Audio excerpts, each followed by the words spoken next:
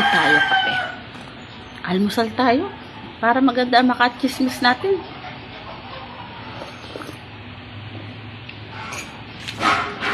Liwanag ako to. Alam mo, sa totoo lang. Alam mo, para ako nagtatrabaho. Bago dapat mga 5 hanggang 5:30. Dapat gising na talaga ako. Ay, pag ako'y alas 6, feeling ko, pag ano na yan. Alam mo yun, yung tipong parang wala na akong kwenta.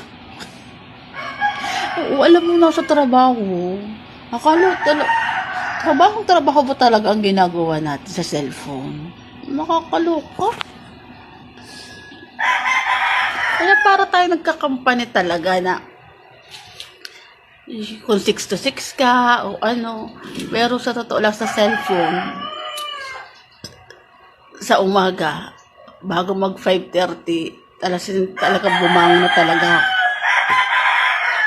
Walis-walis, may konting chismis-chismis sa cellphone. Pero pag tutulog naman ako sa gabi, bago ako alas 8 o bago alas 9, doon ako natutulog. Feeling ko mapapagod na yung mata ko sa kaka-cellphone. Oo, dahil. Oo, okay. May oras din talaga sa pagtatrabaho sa cellphone. Pero may mga tao talaga. May mga tao na may mga tauhan. Oo, di ba? Aminin natin yan. May mga mayayaman na may mga tauhan sa pag-stay ng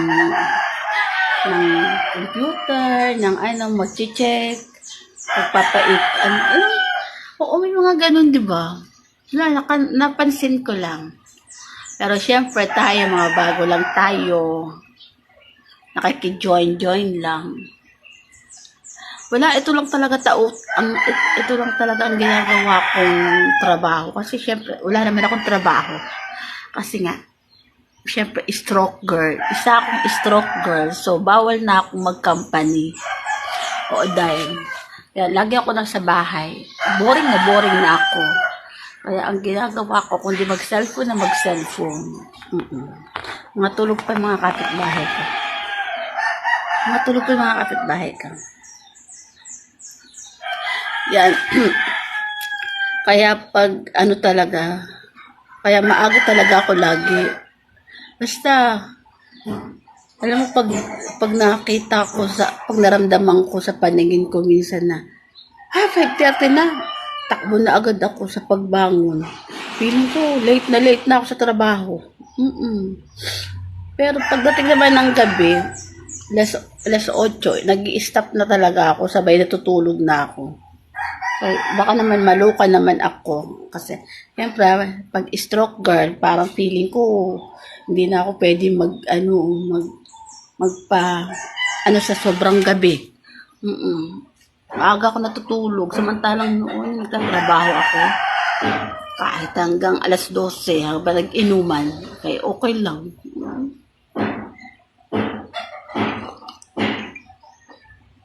Wala, napachika lang ako.